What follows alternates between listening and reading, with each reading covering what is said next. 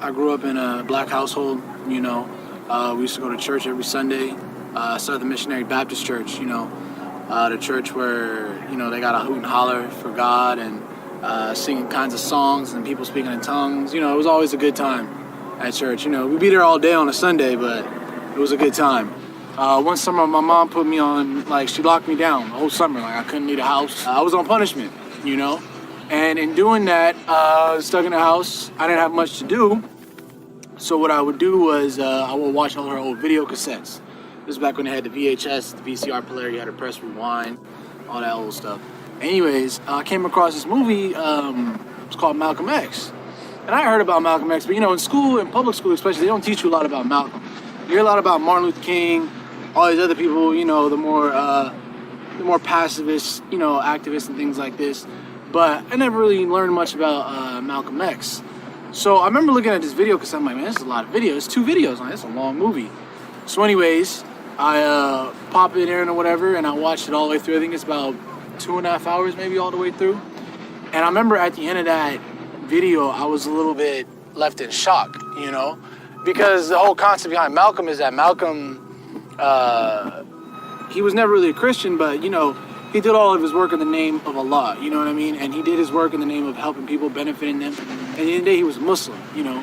But the problem was that, for me, was that as a Christian, I had learned that if you didn't accept Jesus into your life as your Lord and personal Savior, you was going to hell. Well, I looked at Malcolm and I said, well, Malcolm believed in God. He believed in all these different, you know, he believed in God. But he's going to go to hell because he didn't believe in Jesus the way I believe in Jesus? And to me at the time, that didn't make sense, you know what I mean? I didn't want to go to college. I knew I didn't want to go to college, but I knew I had to do something. I knew I had to get out of here. I knew I had to get out of the city.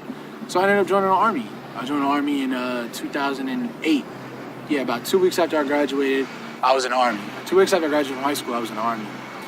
And the military was a very interesting experience because in the military, you're not paid to think for yourself. They do all the thinking for you. They tell you when and where to go. They tell you to do this, they tell you to do that. Everything is already planned out for you. One day I'm guarding this gate. You know, I'm armed up with my weapon guarding this gate. And this truck approaches. And the truck approaches and it gets closer to the gate. And I'm telling the truck to stop. I'm saying stop, stop, stop, stop, telling the truck to stop. The truck stops, the driver gets out, and he starts walking towards the gate. Well, I tell him, I say, you have to stop. You know, I'm yelling at him, stop, stop, stop, stop, stop, stop.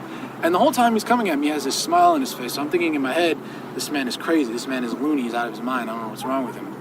Anyways, he continues to come closer and closer and closer. And by this time, I've pointed my weapon at him. I'm telling him I'm going to shoot and all this stuff. But something was telling me not to shoot. Something was telling me not to pull the trigger. So I didn't. And what happens is that he approaches me, and from his underarm, he produces his paperwork telling him that it was okay for him to get in the gate. Well, in the conversation I'm having with him, I'm telling him, you can't come into the gate. You're not welcome in the gate. And I'm like, didn't you see me pointing this weapon at you? Don't you know I could have shot you? And the man looks at me, and he, you know, he's speaking broken English. His English is very broken. He looks at me with a smile on his face, and he points his finger to the sky like this, and he says, I only fear Allah. And in my head, I'm like, all right, dude, whatever. Like, you know what I mean? Like, you got problems, you know what I mean?